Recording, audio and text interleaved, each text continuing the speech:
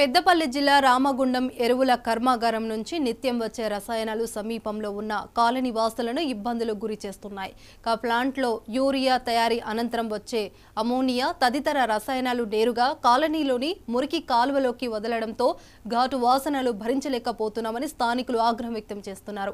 రసాయనాల నీటి ప్రత్యేకంగా బయటకు పంపాల్సిన ఉన్నప్పటికీ అధికారులు నిర్లక్ష్యం వహిస్తూ కాలువలోకి వదులుతున్నారు. దాంతో ప్లాంట్ను అనుకొని ఉన్న విఠల్ నగర్ 35, 12, 13 డివిజన్ల ప్రజలు తీవ్ర ఇబ్బందులకు గురవుతున్నారు. భవిష్యత్తులో పరిస్థితి ఎలా ఉంటుందోనని కాలనీ వాసులు ఆందోళన చెందుతున్నారు. ఈ ఘాటు వాసనలతో కళ్ళు తిరిగి పడిపోవడం, చర్మంపై మంటలు, శ్వాసకోశ ఇబ్బందులు ఎదురవుతున్నాయని స్థానికులు ఆవేదన వ్యక్తం చెందారు.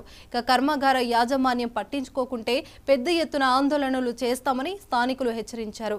పొల్యూషన్ కంట్రోల్ బోర్డు అధికారులు లంచాలకు అలవాటు పడి ప్రజల ప్రాణాలతో చెలగాటమాడుతున్నారని తీవ్ర స్థాయిలో మండిపడ్డారు.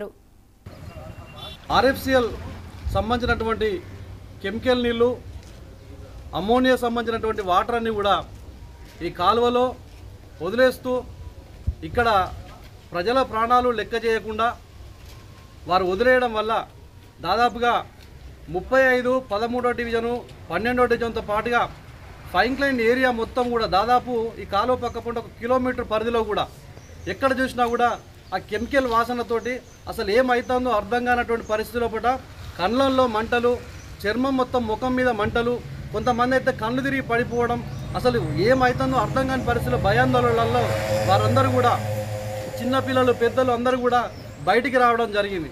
అసలు ఎక్కడ చూసినా కూడా ఇదే చర్చ, భయాందోళన